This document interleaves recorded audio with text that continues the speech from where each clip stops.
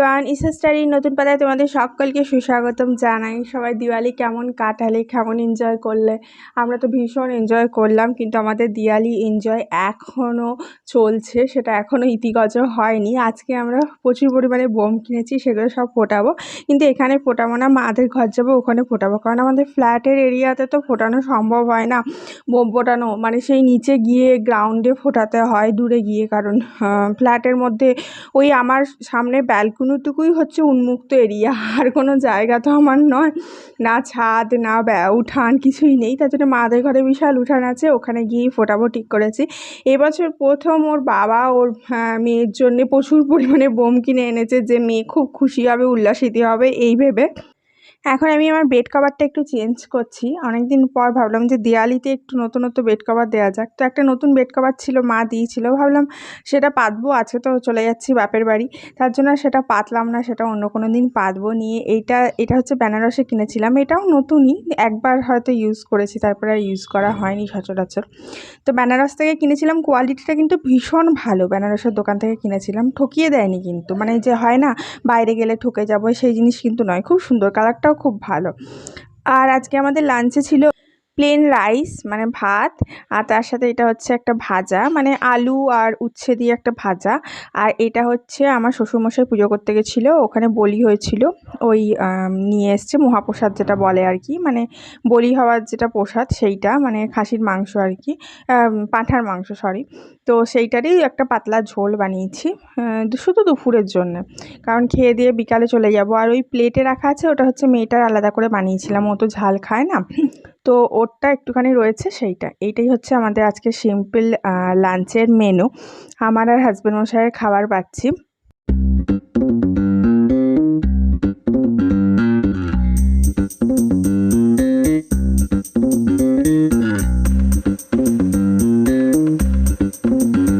আমাদের কথা ছিল যে দুপুরবেলা খেয়ে দিয়ে, ওই দেখো হোমের টিক্কা নিয়েছি আমি আর মেয়েটা, যে দুপুরবেলা খেয়ে দিয়ে বেরিয়ে যাবো। নিয়ে তারপরে না এত টায়ার্ড লাগলো, একটু ঘুমিয়ে পড়েছি। নিয়ে যেই ঘুমিয়েছি সন্ধে হয়ে গেছে। হ্যাঁ, এখন তাড়াতাড়ি সন্ধে হচ্ছে, তো এখন লিফটে নামছি আর কি। তো একবার সবারকে দেখিয়ে দিলাম তোমাদেরকে, তাও একবার ভালো করে দেখাচ্ছি আমি কি ড্রেস পরেছি। এই ড্রেসটা পুজোতে নিয়েছিলাম, খুব সুন্দর চুড়িদারের পিসটা।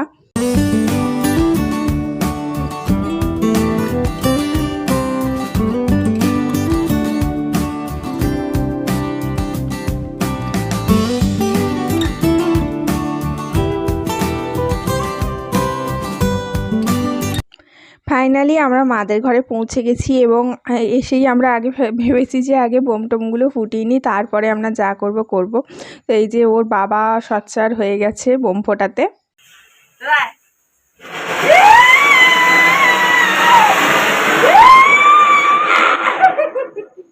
দারুণ হলো কিন্তু।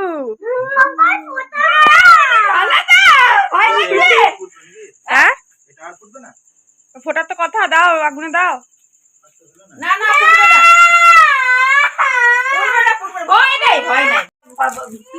আমরা এখানে দীপাবলির বোম ফোটাচ্ছি। বোম দেখে আমার মেয়ের সে কি কান্না, কিছুতেই তার কান্না থামে না। আর ও এত ভয় পাচ্ছে, মানে ওর বাবা যে এত টাকা খরচা করে বোম নিয়ে এসছে বাচ্চার জন্যে, কিন্তু কিছুতেই ও আর কি মানে নিতে পারছে না, এত ভয় পাচ্ছে। তো ওই যে দিদুনের কোলে চেপে বসে আছে আর জোর কাঁদছে, একটা বোম ফোটালেই কাঁদছে। তো যাই হোক, এই তুবড়িটা তো ফাটলো না, মানে হয় না এক একটা বোম ফাটে না কো। আর যেহেতু রোদ দেওয়া হয়নি, সেরকম রোদ পাওয়া যায় না তো আমাদের ফ্ল্যাটে, তার জন্য এটা ফাটলো না। তো তুবড়ি চরকি এগুলো তো কোনো বাজি, মানে আওয়াজ হয় না, দেখে কত আনন্দ লাগে, কিন্তু তবুও সেটাতে মানে ভয় পাচ্ছে, এত ভয় পাচ্ছে মেয়ে, কি বলবো।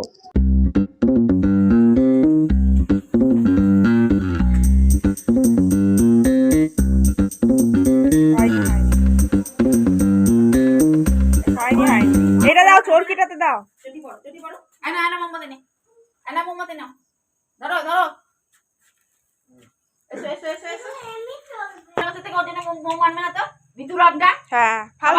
বোম ফুটাচ্ছে, আর এই ভিতর আমটা বোম ফুটাবে না।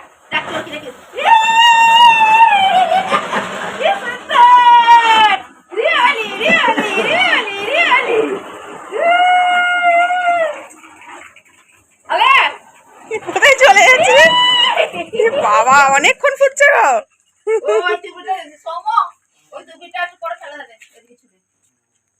আর মেয়েকে দেখো ভয়ে ভয়ে বসে আছে, কোলে চেপে ভয়ে বসে আছে। তোরা এগুলো জ্বালা, এগুলো জ্বালা। র্যাবিট ধরে বসে আছে, ওটা ভেতরে ঢুকিয়ে দিলে তবেই।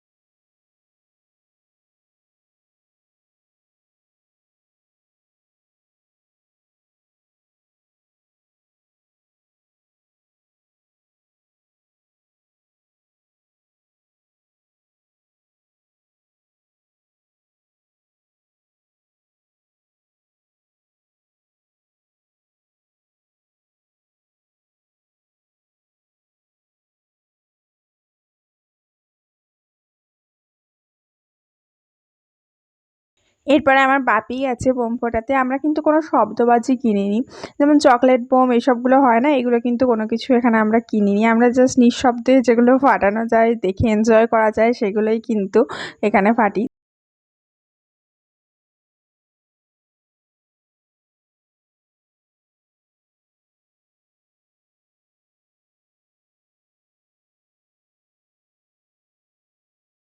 দুঃখ রয়ে গেল যে আমার মেয়ে একটু বড় হয়েছিল বলেই ওর বাবা আনন্দ করে কিনে নিয়ে এসেছিল, যে মেয়ে একটু বড় হয়েছে, একটু বোঝনদার হয়েছে, একটু বোম টোম ফাটাতে পারবে, আনন্দ হবে, ও আনন্দ করতে পারবে।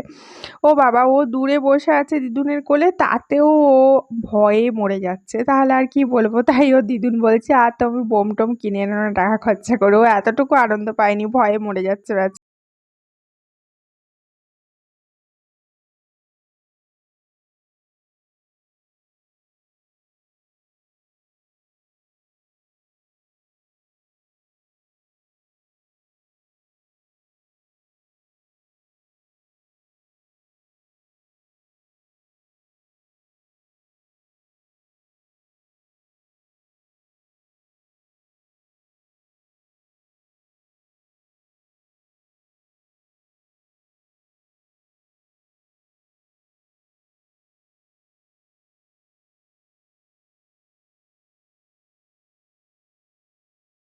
দিওয়ালি বলো কি কালী পুজো বলো, একটু বোমাবাজি মানে একটুখানি বোম টোম না ফাটালে সেটা কীরকম যেন অসম্পূর্ণ থেকে যায়, তাই না? এইগুলো মানে একটুখানি আনন্দ পাওয়ার জন্যে যেন মনে হয় নিজের ছোটোবেলাটাই ফিরে যাচ্ছি, নিজের সেই স্মৃতিগুলো আহরণ করছি, মানে সেই জিনিসগুলো ফিরে পাওয়া। ছোটোবেলায় যেমন কত আনন্দ করতাম বোম ফুটিয়ে। তো যাই হোক, মেয়েটা আশা করি একটু বড় হলে হয়তো আরও আনন্দ করবে।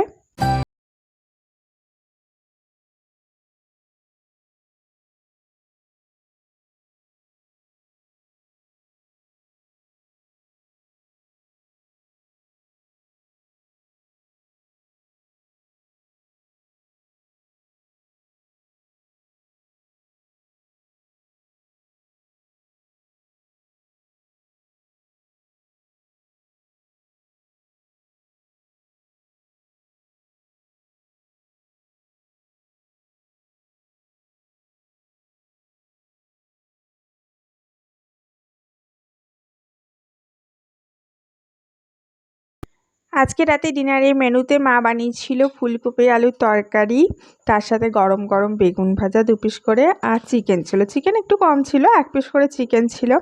তো যাই হোক, মায়ের ফুলকপি আলুর তরকারিটা জানো তো খুব সুন্দর হয়েছিল, মায়ের কাছ থেকে আমি শিখলাম। নিয়ে আমি বললাম যে আমিও তাহলে একবার ট্রাই করব। আমিও পেঁয়াজ রসুন দিয়ে ট্রাই করি, কিন্তু মা না একটুখানি পেঁয়াজটা মানে পেস্টের সাথে একটুখানি কুচো পেঁয়াজ অ্যাড করেছে, নিয়ে খেতে অসাধারণ হয়েছিল। মানে হয়তো এটার জন্যও হতে পারে যে মানে প্রতিদিন বেসিসে আমি নিজের হাতের রান্না খাই বলে, মায়ের হাতের রান্না অনেকদিন পর খেলাম বলে খুব ভালো লাগলো, এটাও হতে পারে। বা হয়তো হতে পারে ওই দুটো সহযোগে রান্না হয়েছিল বলেও খেতে খুব সুন্দর হয়েছিল, এটাও হতে পারে। তো যাই হোক, আমি বললাম যে ঘরে গিয়ে একদিন আমি এরকম করে ট্রাই করব, বেশ সুন্দর লাগছিল খেতে। কালকে যেহেতু ভাইফোঁটা, তাই অনেক অ্যারেঞ্জমেন্ট আছে, যেমন রান্নাবান্নায় অনেক অ্যারেঞ্জমেন্ট আছে, তার জন্য সেই কাটাকাটিগুলো সব আমি এর মধ্যে করেছিলাম। সেটা আর ভিডিও শ্যুট করিনি, কারণ অনেক টাইম লাগলো কাটাকুটি করতে। 5 রকমের ভাজা, তারপরে মাংসর জোগাড়ের পুরো, তারপরে আলু, তারপরে মানে সমস্ত কিছু, পোলাও হবে, তার সমস্ত জোগাড় জান্তি কাটাকাটি করতে অনেক সময় লাগলো। এইসব করে তারপরে আমি ডিনার করতে বসেছি। আর আমি যখন ডিনার করছি আমার মেয়ে এরকম করে বসে বসে একটু টিভি দেখছিল।